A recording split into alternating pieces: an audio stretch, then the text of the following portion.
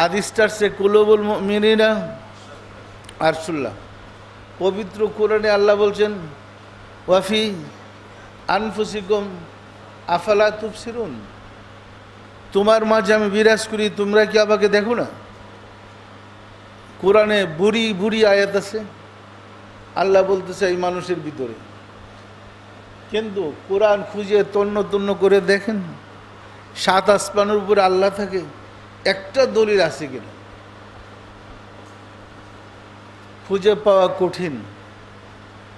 কারণ 7 আসমানের উপর আল্লাহ থাকে না তো, আল্লাহ তো তার খলিফার সাথে থাকবো। কি পরিষ্কার না? পরিষ্কার না? এই পর্যন্ত যত নবী রাসূল আউলিয়া একরাম রাব্বুল আলামিনের দিদার পেয়েছেন 7 আসমানের উপরে নয়, নিজের কালবের 7ম স্তরে গিয়ে নাফসির মুকামে আল্লাহকে পেয়েছে। কোথায় পেয়েছে? তো নাফসির মুকামে ঢুকার সময় সুদূরের মুকাম দেখে এখন তো খটখটানি দেয় না। কি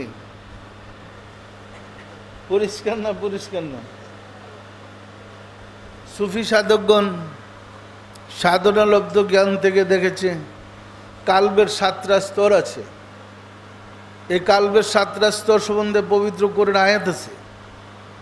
সুদূর, নসর, শামসি, নরি, কার্ব, মকিম, নাফসি, এই 7টা স্তরকে 7টা আসমান বলছে।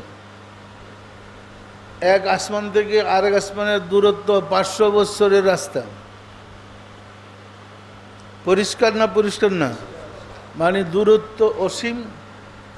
500 বৎসরের রাস্তা যাওয়া যেমন কঠিন, সুদূর থেকে নাফসির মোকামে যাওয়া তার চেয়ে বেশি কঠিন।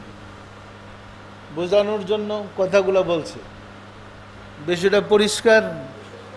সুতরাং রাসূল সশরীরই সুদূরের মুকাম থেকে নাফসির মুকামে গিয়ে যখন আল্লাহময় জগতে বসে গেছেন, সৃষ্টি জগতের এমন কোনো স্থান ছিল না যেখানে রাসূল আল্লাহর সাথে ছিলেন না।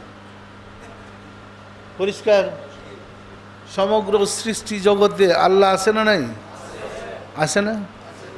রাসূল এমন জায়গায় ছিল না যেখানে ছিলেন না। এটা কি বেহেশত দেখাইছে, দুজুক দেখাইছে, অনেক কথাবার্তা আসছে।